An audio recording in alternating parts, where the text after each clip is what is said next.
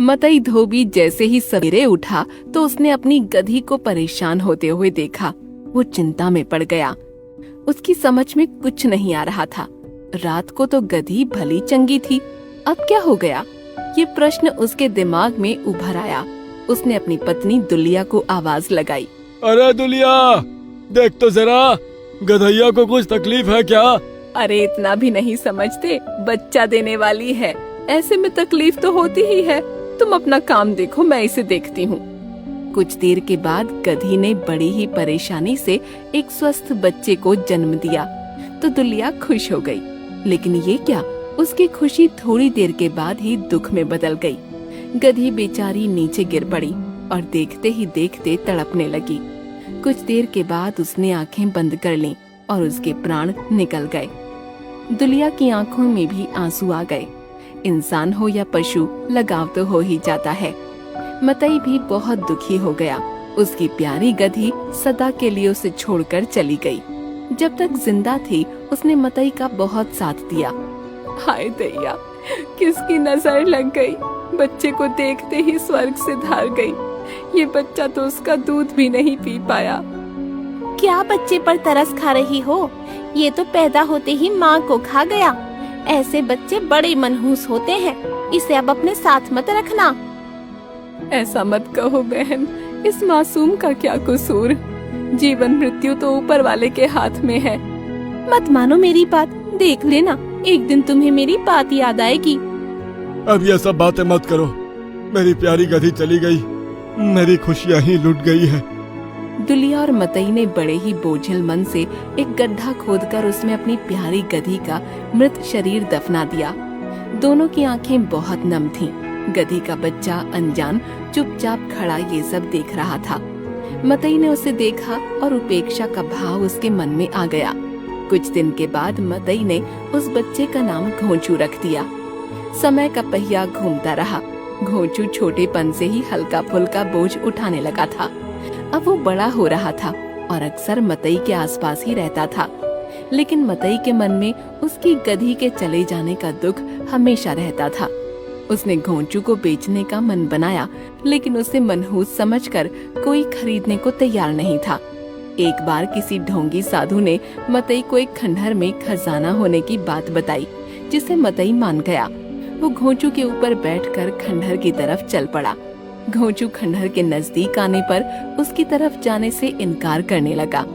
मतई ने बड़े प्रयास किए, लेकिन वो आगे ही नहीं बढ़ रहा था। मतई नीचे उतरकर अकेले खंडहर की तरफ जाने लगा तो घोंचू ने जाकर पीछे से उसके कपड़े पकड़ लिए। मतई ने विरोध दर्शाया। अरे चल हट, मैं दौलत लाने चला हूँ और तू रोकने पर आमदा है। तू ठहरा गधे का गधा, तू क्या जाने दौलत क्या होती है, शोहरत क्या होती है, हैं? एक बार खजाना हाथ लग जाए तो सारी दुनिया को मुट्ठी में कर लूंगा। मतई जबरदस्ती खंडहर के अंदर प्रवेश कर गया और उसी समय तूफान चलने लगा। बहुत तेज हवाएं शोर मचाने लगीं। अचानक खंडहर टूटकर गिरने लगा। देखते ही देखते खंडहर की सारी दीवारें और छत टूटकर नीचे आ गई। मतई बेचारा अंदर ही रह गया। घोंचू ये दृश्य देखकर परेशान हो गया। उसका हाल बहुत बुरा था। उसकी आंखों से आंसू बहने लगे। उसे इस अनहोनी का अंदाजा तो पहले ही हो गया था, इसीलिए वो अपने मालिक को रोक रहा था। लेकिन जो होने को मंजूर रहता है वही होता है। घोंचू वहीं ढहे हुए खंडहर के पास बिना खाए पिए पड़ा रहा। उसे अकेला देखकर लोग समझ नहीं पाते थे और देखकर आगे बढ़ जाते थे। दुलिया भी मतई की तलाश में ढूंढते ढूंढते वहां पहुंच गई। घोंचू उसे मिल गया, लेकिन मतई कहीं दिखाई नहीं पड़ा। घोंचू बार बार खंडहर की तरफ देखता और इशारा करता, लेकिन दुलिया कुछ समझ नहीं पा रही थी। दुलिया थककर घर लौट आई, लेकिन घोंचू वहीं पड़ा रहा। दुलिया ने सोचा कि मतई किसी दूसरे साधन से चला गया है। कई बार बिना बताए ही चला जाता था। 2 दिन बीत गए। दुलिया फिर उसी स्थान पर पहुंच गई। घोंचू वहीं था। लोग इकट्ठा हो गए, अपना अपना अंदाजा लगाने लगे। दुलिया घोंचू को घर ले जाना चाहती थी, लेकिन वो हटने को तैयार नहीं था। उसका इशारा एक बुजुर्ग समझ गए। ये गधा इस खंडहर की तरफ इशारा कर रहा है। इस खंडहर के मलबे के अंदर कोई ना कोई राज है, हमें इसकी खोज करनी चाहिए। सभी लोग मदद में लग गए और खंडहर का मलबा हटाया जाने लगा। मलबे को हटाया गया तो वहाँ एक आदमी का शरीर मिला। वो मतई ही था। उसे बाहर निकाला गया। उसे देखकर दुलिया रोने लगी। बेचारे की किस्मत खराब थी, खंडहर के नीचे दबकर जान गंवा दी। आखिर अंदर जाने की क्या आवश्यकता थी? क्या बताए, इसे इसकी मौत खींच लाई भाई। चलो अब इसके घर वालों को बुलवा लिया जाए, क्रियाकर्म की व्यवस्था की जाएगी। इतने में घोंचू आगे बढ़ा और उसने अपना मुंह अपने मालिक के कपड़े से लगाया तो चमत्कार हो गया। मतई की सांस चलने लगी। दुलिया की गीली आंखों में चमक आ गई। उठो जी, आंखें खोलो, अब खतरा टल गया है। मतई ने अपनी आंखें खोली तो सभी के चेहरे खिल उठे।